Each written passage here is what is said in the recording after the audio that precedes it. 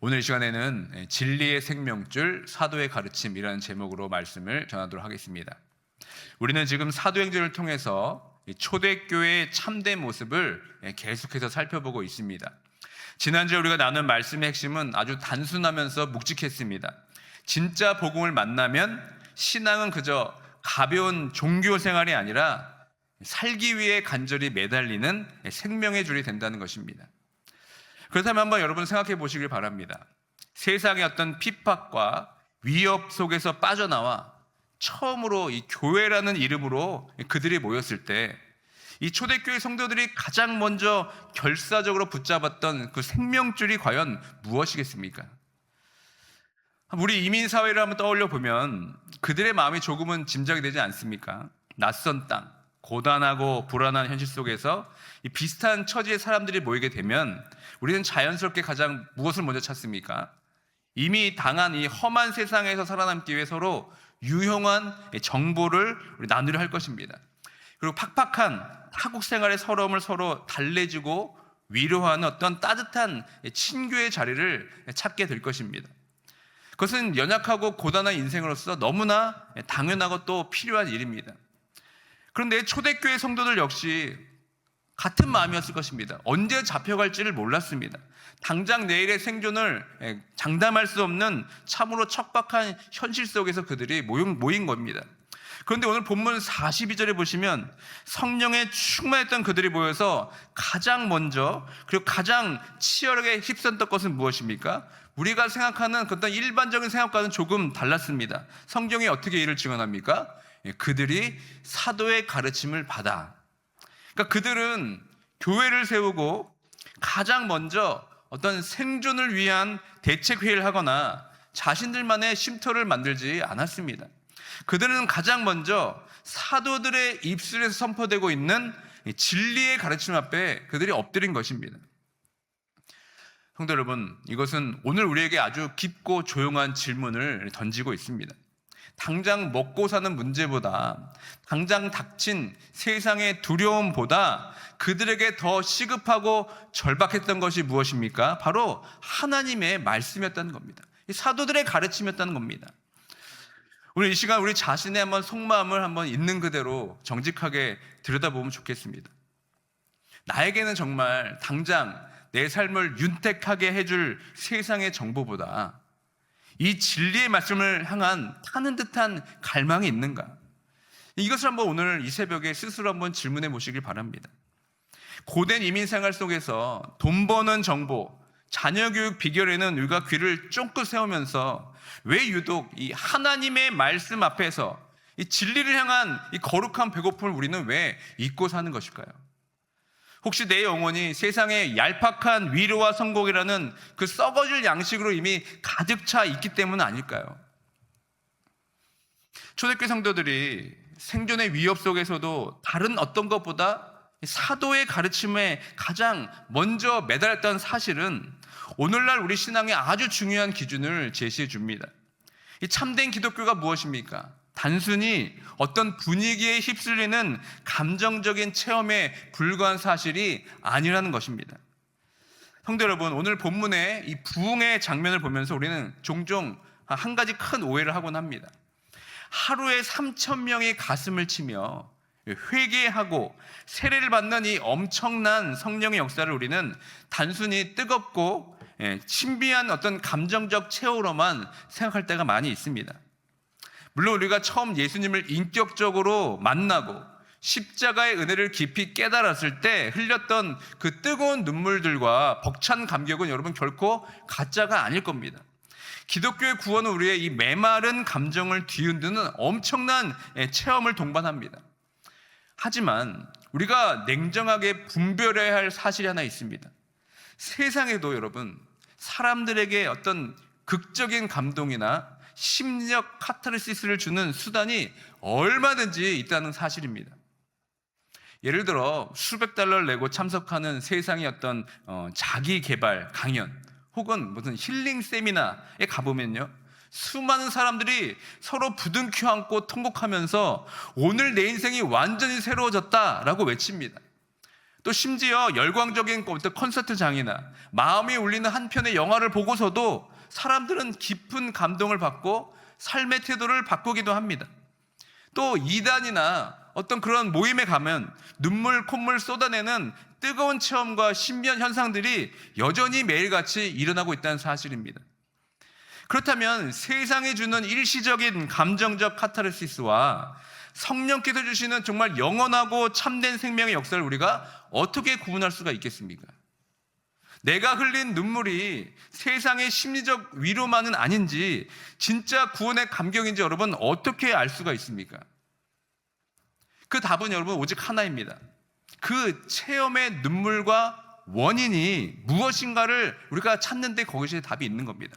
41절은 이렇게 증언하고 있습니다. 우리 함께 읽도록 하겠습니다. 그 말을 받은 사람들은 세례를 받음에 이날의 신도의 수가 3,000이나 더하더라. 초대교회 성도들이 예루살렘 성전에서 가슴을 치며 변화되었을 이유는 무엇입니까?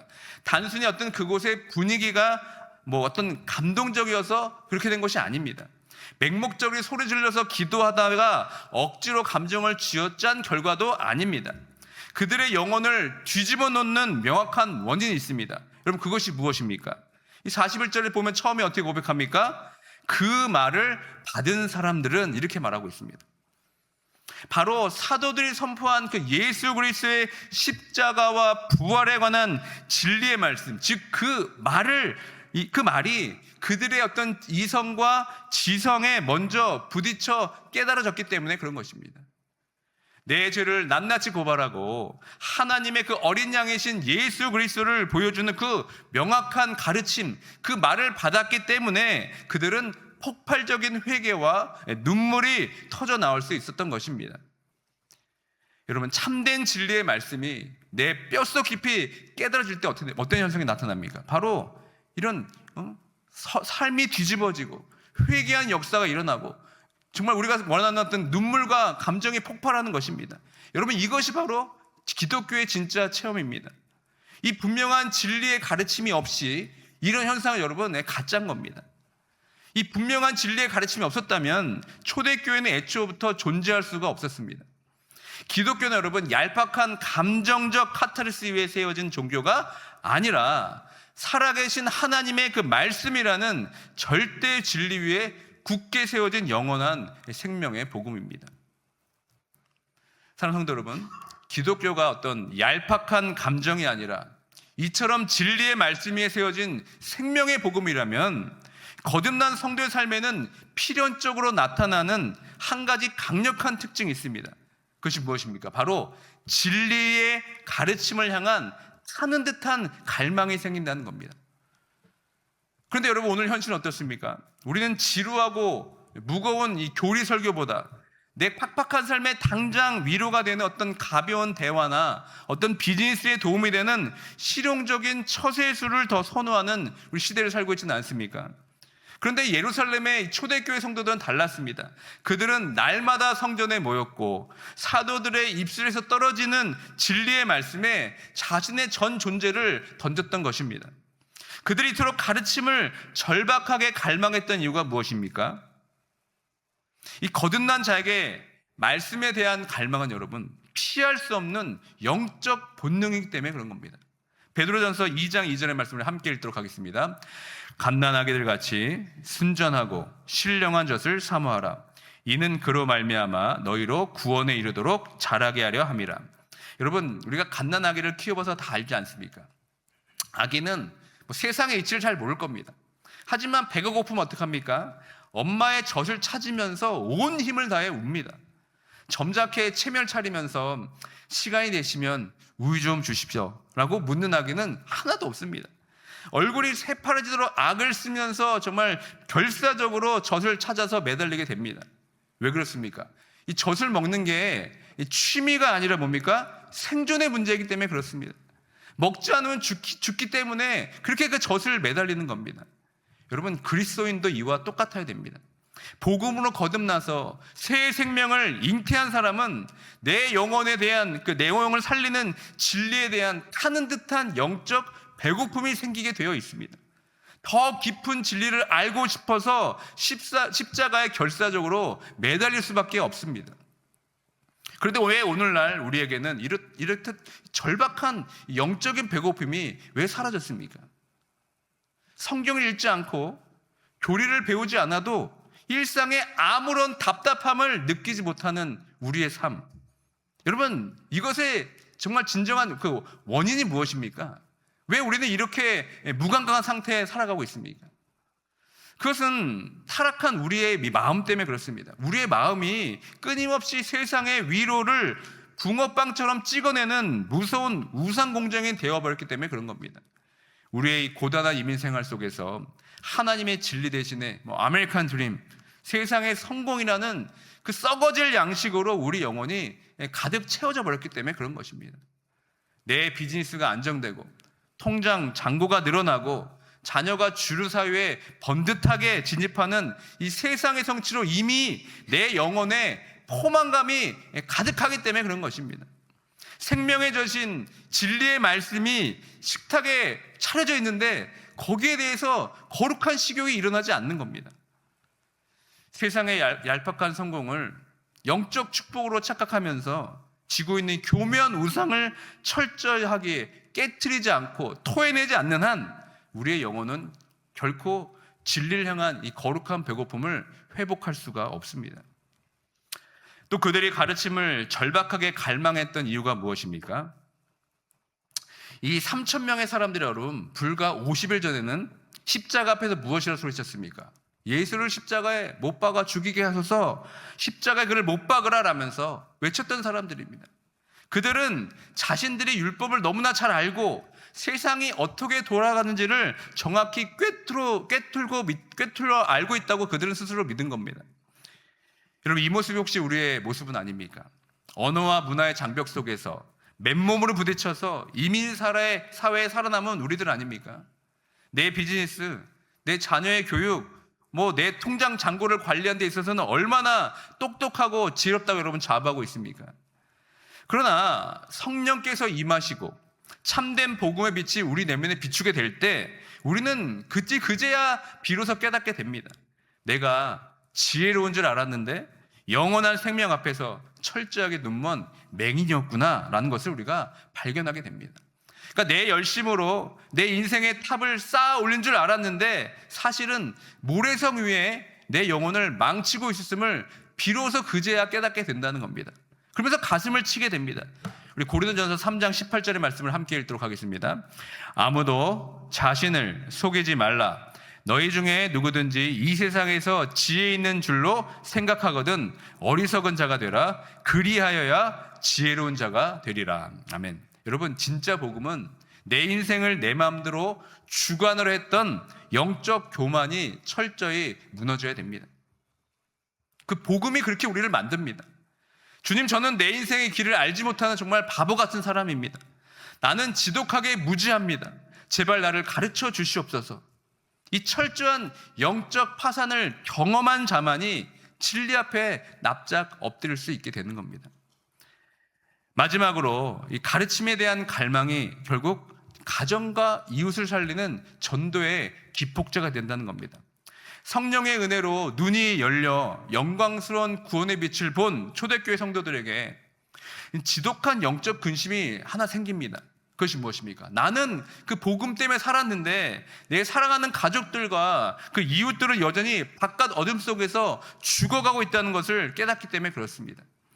그들은 미치도록 돕고 싶었는데 이제 막 거듭난 갓난아기와 같은 자신들의 실력으로는 도저히 이 복음을 설명할 길이 없었습니다. 그래서 여러분들은 그럼 어떻습니까?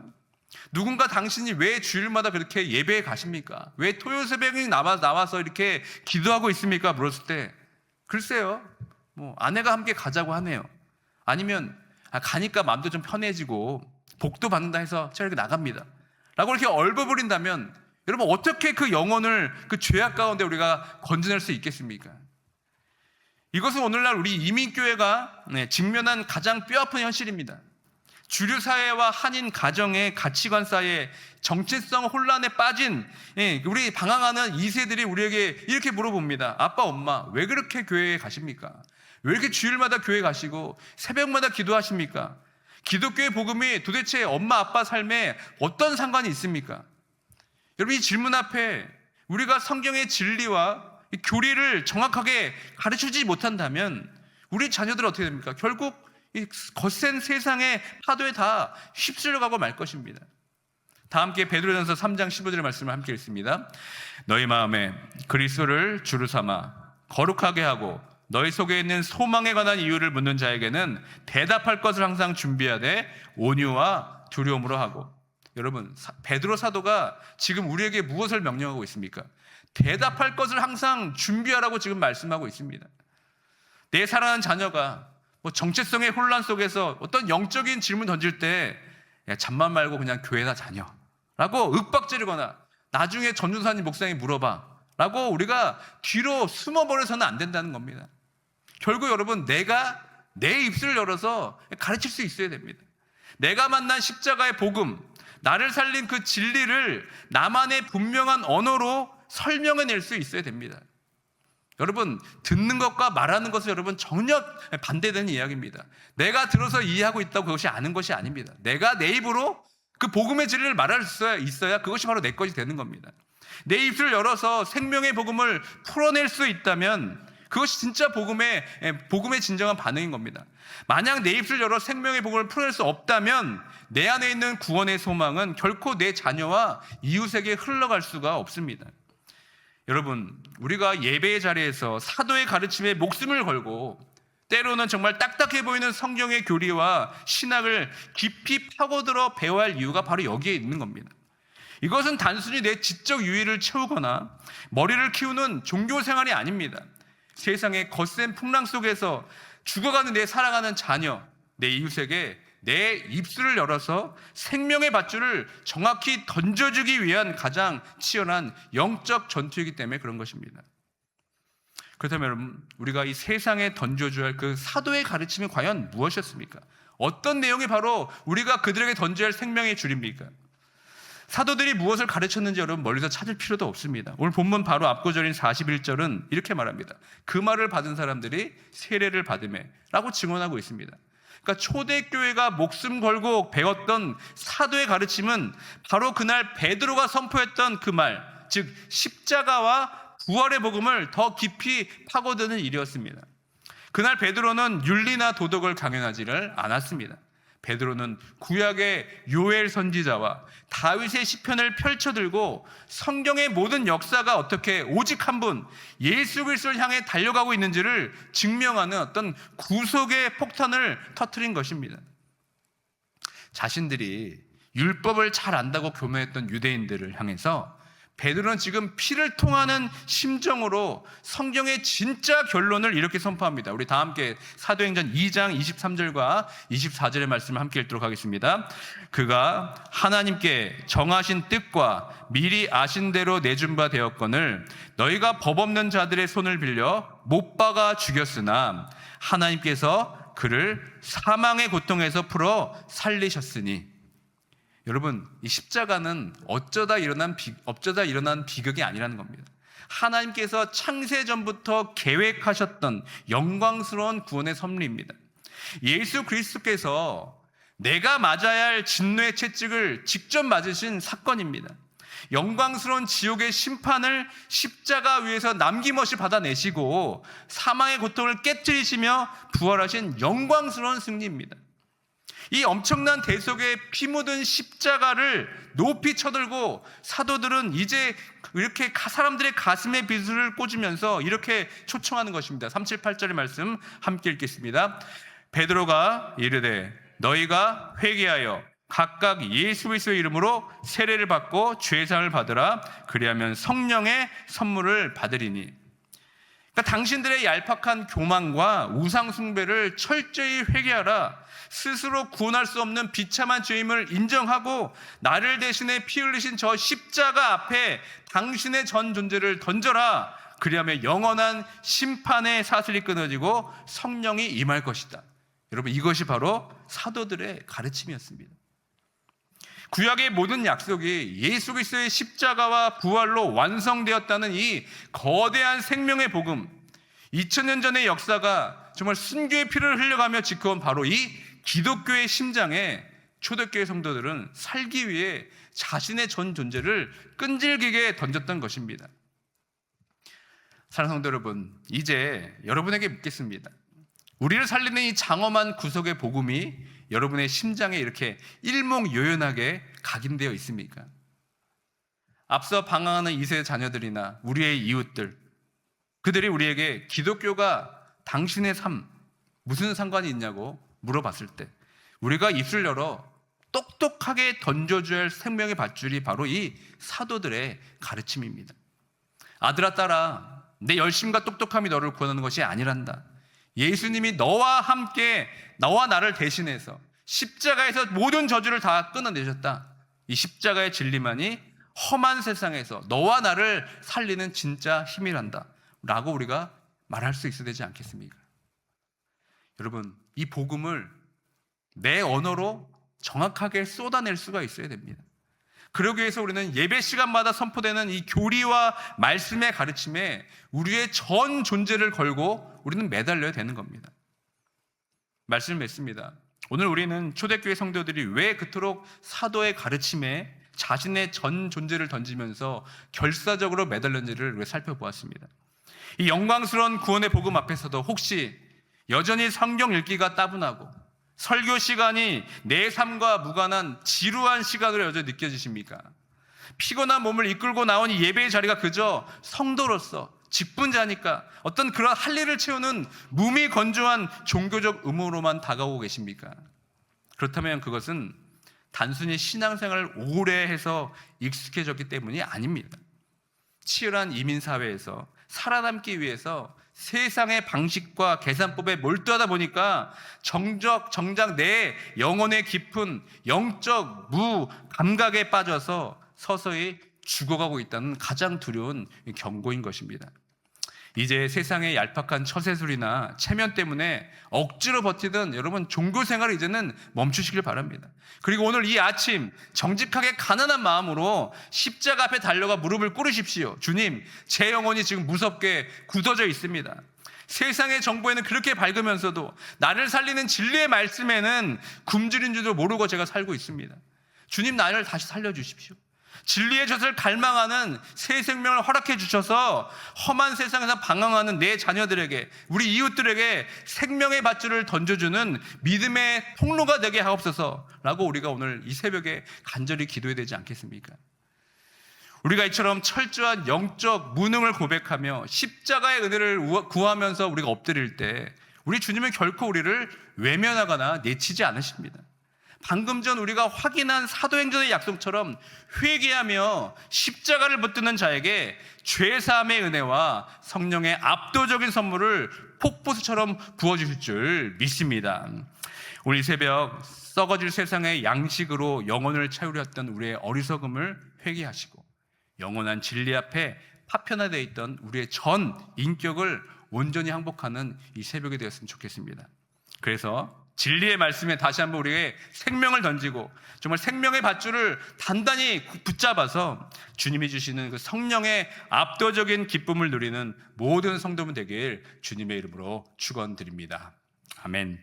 이 시간 말씀을 기억하며 다 함께 찬양하겠습니다. 주님 말씀하시면. 여러분, 생명의 말씀 앞에 다시 한번 우리의 전 존재를 던지기 원합니다. 주님 말씀하시면 내가 나아가고 주님의 뜻이 아니면 내가 멈추겠습니다. 오직 진리로 나를 이끌어 주십시오라는 고백으로 다 함께 찬양하며 나가겠습니다.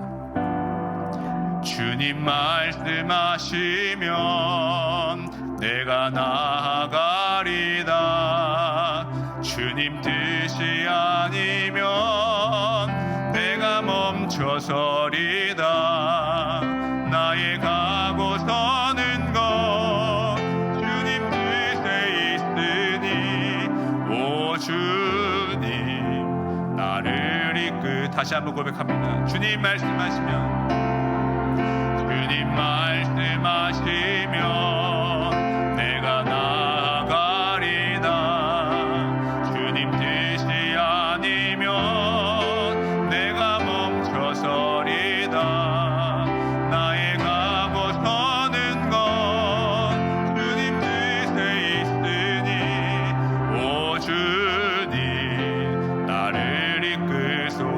뜻하신 그곳에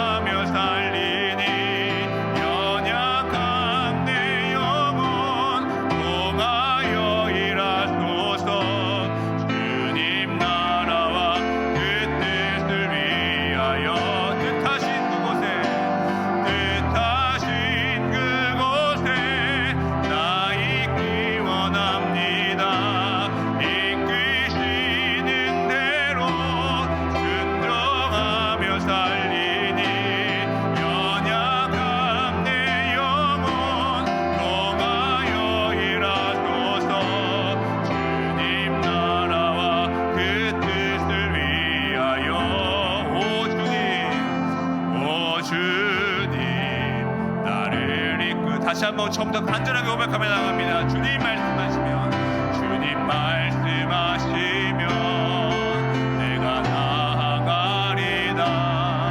주님 뜻이 아니면 내가 멈춰서리다. 나의 감어서는 것 주님 뜻에 있으니, 오 주님 나를 이끄소서. 뜻하신 그곳에 나 있기 원합니다. 이끄시는 대로 순종하며 살리니, 연약한 내 영혼 통하여 일하소서. 주님 나라와 그 뜻을 위하여 뜻하신 그곳에 나 있기 원합니다. 이끄시는 대로 순종하며 살리니, 연약한 내 영혼 통하여 일하소서. 주님 나라와 그 뜻을 위하여. 오 주님 나를 이끄소서. 오 주님 나를 이끄소서. 이 시간 말씀과 찬양 기억하며 다 함께 기도하기 원합니다. 이 시간 생명의 말씀을 들고 두 가지 기도 제목을 가지고 함께 기도하기 원합니다. 첫째, 우리의 영적 무감각을 철저히 회개하며 진리를 향한 갈망을 달라고 여러분 기도하시길 바랍니다. 주님, 세상에 썩어질 양식으로 위안을 삼으려 했던 우리의 영적 교만을 용서해 주시옵소서. 내 안에 사도의 가르침, 그 십자가의 복음을 향한 타는 듯한 거룩한 배고픔을 회복하여 주시옵소서. 예배의 자리마다 선포되는 진리의 말씀에 내 전 존재를 걸게 하옵소서. 이 시간 우리의 영혼을 깨워달라고 이 시간 기도하기 원합니다. 두 번째는 방황하는 우리 자녀들과 이웃들에게 생명의 밧줄을 던져주는 통로가 되게 해달라고 기도하길 원합니다. 주님, 거친 세상의 파도 속에서 흔들린 우리 자녀들, 이웃들을 불쌍히 여겨 주시옵소서. 내가 먼저 복음의 진리로 무장되어 내 사랑하는 자녀들에게, 이웃들에게 내 입술을 열어 십자가의 은혜를 분명하게 설명하고 전수할 수 있는 우리의 힘 될 수 있도록, 그래서 우리 교회가 진리의 말씀에 굳게 서서 죽어가는 영혼을 살려내는 구원의 방주가 될 수 있도록 이 시간 간절하게 우리를 살리신 예수 그리스도의 십자가를 굳게 붙들고 다 함께 주님 한번 크게 부르고 기도하며 나가도록 하겠습니다. 주여